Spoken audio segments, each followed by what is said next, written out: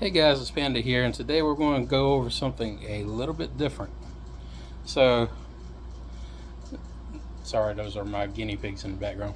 But I got this. We're doing some minor upgrades too.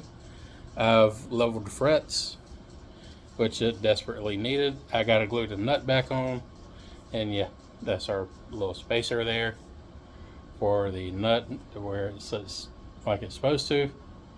But we'll glue that back on. And I got something for the tuning portion, and I got some new strings.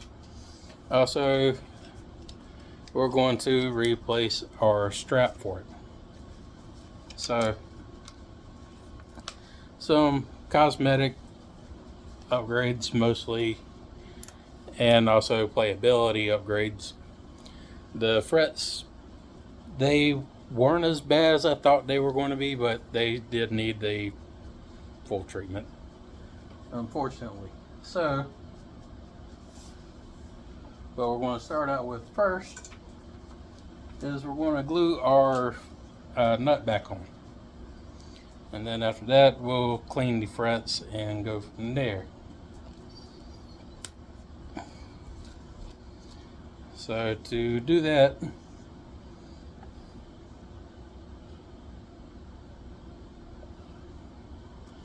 just a little bit of glue down there.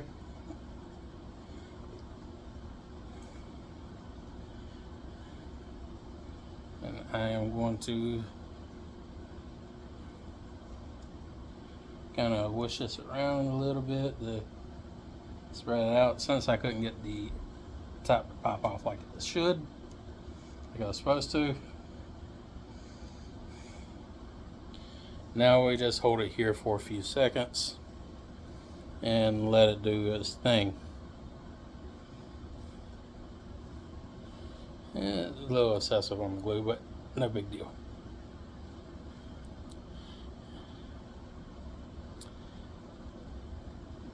I would not recommend touching this glue, by the way, like I'm doing, because it is industrial strength glue. But even whenever I wear gloves, somehow it gets all over my hands anyway, and I tend to get less of it on my hands when I intentionally touch it. And all I gotta do is let it dry for a second. It's no big deal. And I don't use it very often anyway. So, while that's drying, we're going to set this off to the side. That's already where it needs to be. It's going to take probably about 30 seconds for that to dry. Maybe a minute or two. No big deal. And I'm going to sit y'all over here, and I'm going to go get the strap. Alright, so the strap that I got for it, probably could have picked a different color, but I got it because of its thickness. This is a very thick strap, and this is from Best Sounds. I believe that's the name of it. Yep, Best Sound. I got this on Amazon for like 30 bucks. It's basically a base strap. It is leather or fox leather. It feels more like leather on the bottom half of it. So that should do a lot better than what we were using, which was this cheap nylon type that picks up pet hair like hell, and was not very comfortable at all, but it came with the guitar. So we are going to reuse our locks here, and even the cheapest locks are better than no locks. So it does, the screws on, pop this out,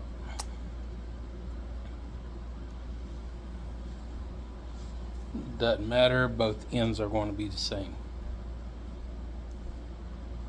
So just take it, push through, Kind of wiggle it a little bit. It can be harder to start, especially going to something this thick. You want the flat end facing towards the bottom, so it's going to be like this. As long as I can get some threads on there, I'll be okay.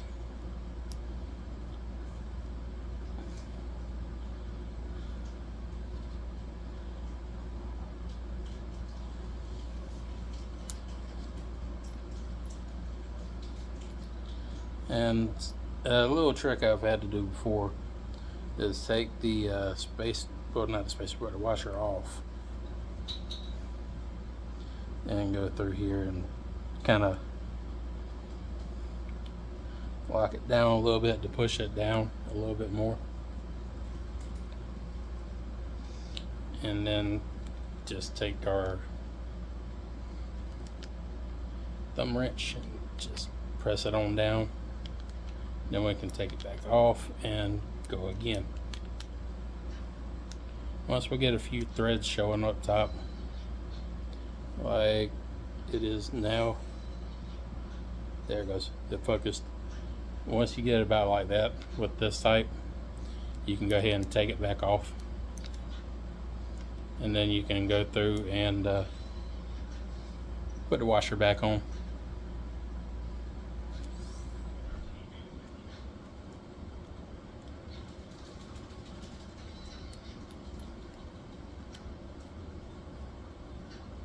And that'll make it kind of painless to install it.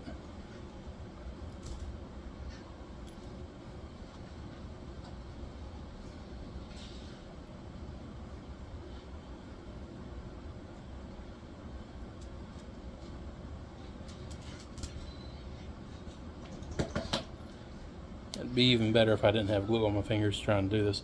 But yeah, once we get started, be careful not to strip it.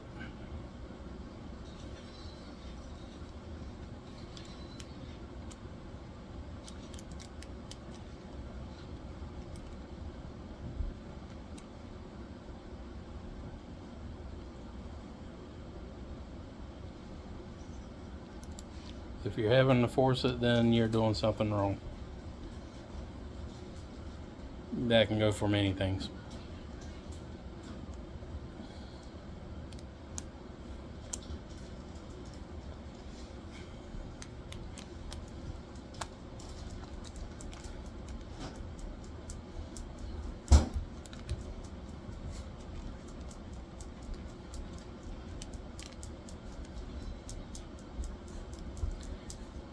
So there we go. It's locked on there nice and tight now. Don't have to worry about that end going anywhere. Now we're going to do the same thing for the bottom. So let's go ahead and take the bottom one and do the same thing. The bottom's typically going to be easier to do because it's not as thick. And really, I should have had a good strap on there to begin with. No puns intended. But with heavier guitars, you want to go with a bass strap anyway, so it has a little more cushion for you.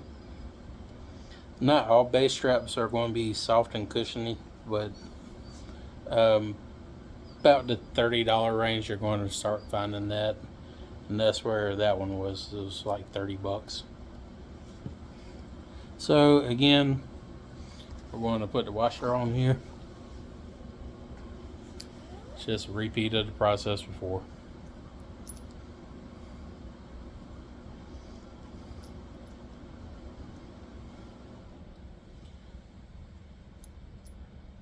And I will say this looks like something Elvis would probably have on his guitars.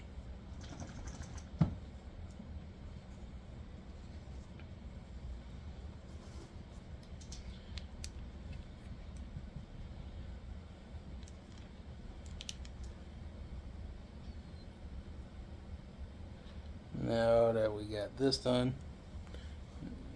we're nice and tight.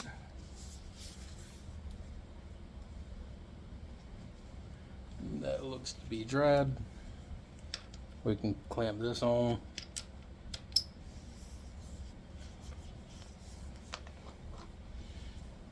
And we just make sure we got it where we want it.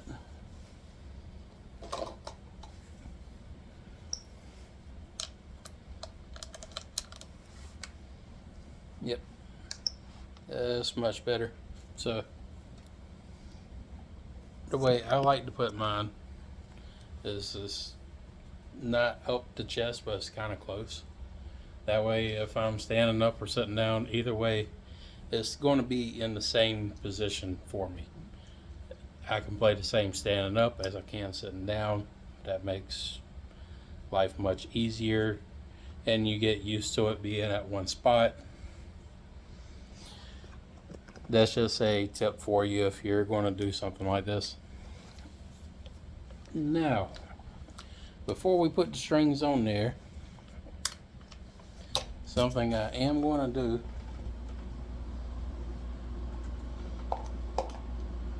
I'm going to, of course, throw that behind me. I'm going to go ahead and get my cleaning kit here, which, if I remember right, is from Music Nomad.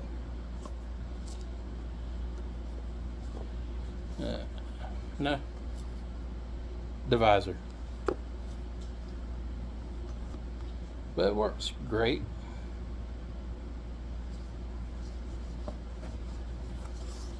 That's right, the other ones were out of stock, so I got this one. I've been using this one for a little while. It's actually been pretty good. So what I'm going to do here, we're going to just take our fretboard oil. That's going to make it where I can just do everything in one go. This is the lemon scented, so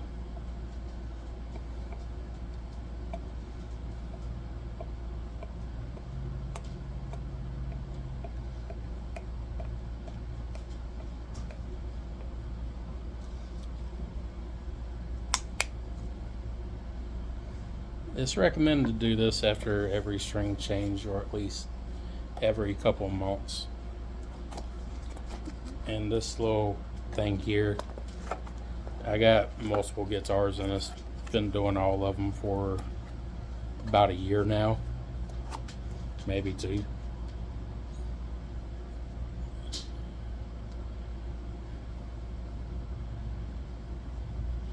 We'll make this nice and shiny.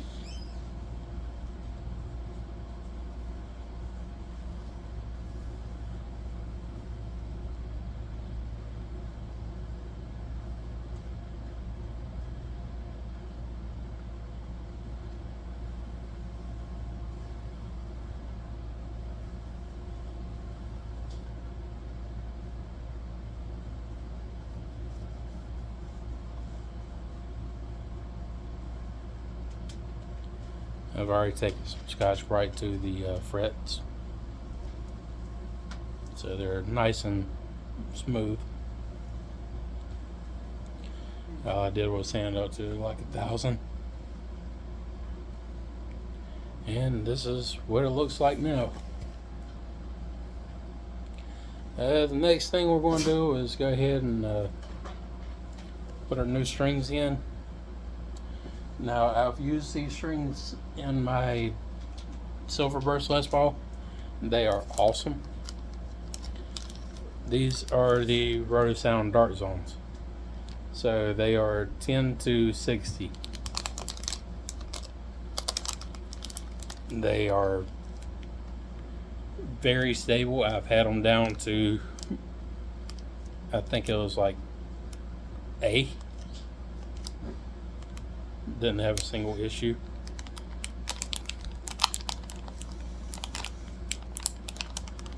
Now these, they don't have the little paper covers for the strings to let you know which is which. Instead, the way they do it at Rotosound, they color code them, kind of like how they do it at DiMarzio. Same premise. The only difference is you got two of the same colors for each one, which one's going to be a high string and one's going to be a low string, and they're kind of just in an order, whereas once you get used to it, it's pretty quick and easy. We're going to take our white and red, set them off to the side, and I'm going to start out with our blues. I normally do a better job at unwrapping these, but here we go. So, like I said, got one bass, one treble. I'm going to do like this, and I'm going to feed them in.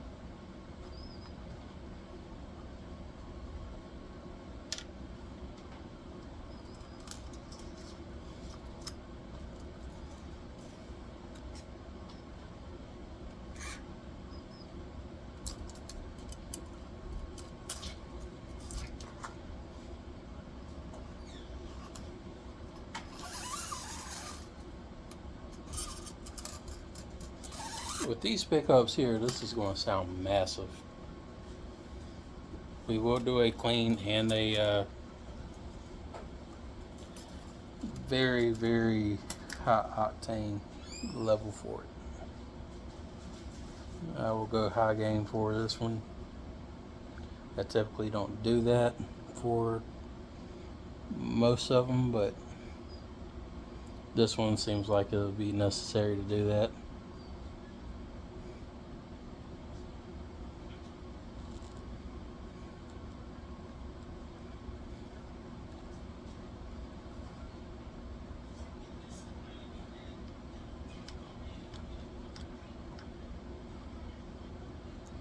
Alright, we got all of them straight. Now we just loosen all of them. What I had in here for temporary, hold on. Alright, so what I'm doing now is I got these locked in, but as I was saying, what I had in here for temporary use was the what brand was that? That was the Ernie Ball strings I had in here, which I think they were Mammoth Slinky. They were not my favorites.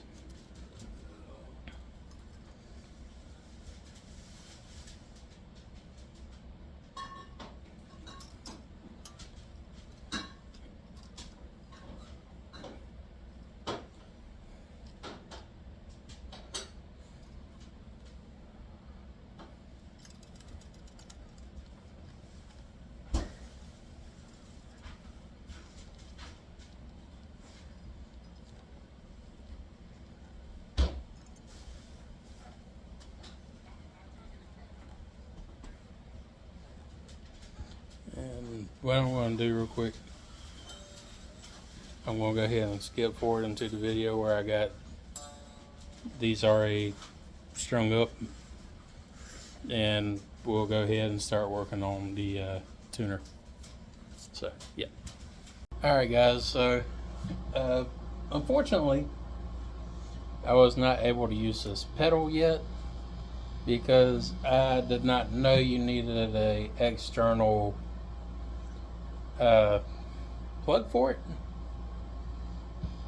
So yeah, with these they don't have it where you can put a battery on the inside, which would have made it more convenient. Instead, what you have to do is you have to have the 9-volt cable that runs to the top of it. That's normally optional on most. Yeah, right here. So what I'm going to do is just put it up now, and we will do a demo on it after I get the cable. But until then, it's just going to sit inside the box. I guess it wants to be a video on its own. It's kind of my fault that I did not check that beforehand. So I do apologize for that part. What I will do, I've already got this tuned up to drop B. Because let's go over the string gauge before I explain why I tuned it to drop B. Alright. For the Rotosound dark zones, you have, I want to start from your high to low. You have 10 gauge, 13 gauge, 18 gauge, 36 gauge wound, 52 gauge wound, and 60 gauge wound. These are some thick bastards, and they are extremely stable at low tunings, which is why I wanted them. And what that's going to sound like, I have both pickups on, no trickery done. I don't have any of the push pulls pulled out, even though I could have. And it's giving us something like this for a clean sound.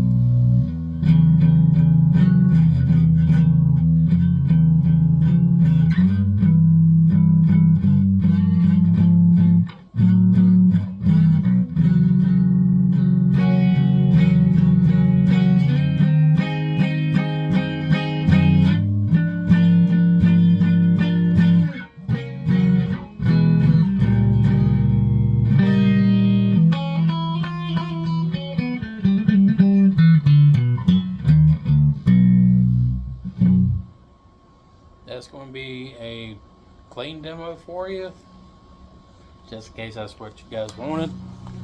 And now let's go to some high gain.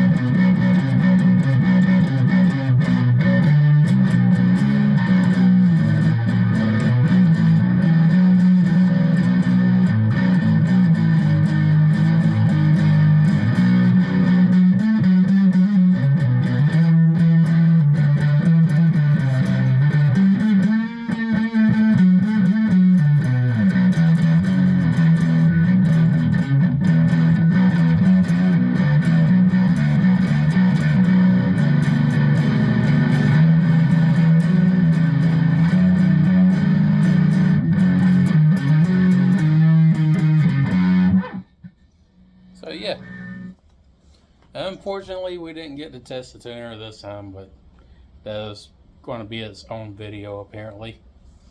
And yeah, wound up doing a full fret job on this thing, got it nice and flat, and from there we've got the nut back on, and of course new string, so, and a much more comfortable strap. And if you wonder why I always wear a strap whenever I'm playing, is just because of the fact being I find it more comfortable, and I don't have to worry about holding it up as much or propping it up on my leg and it killing my leg after a while. So it's more of a convenience thing.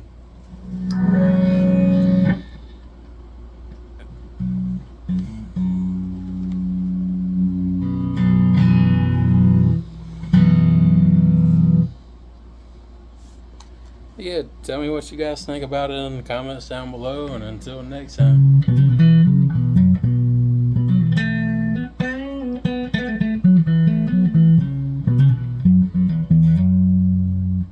I'll see you guys later. Bye, everybody.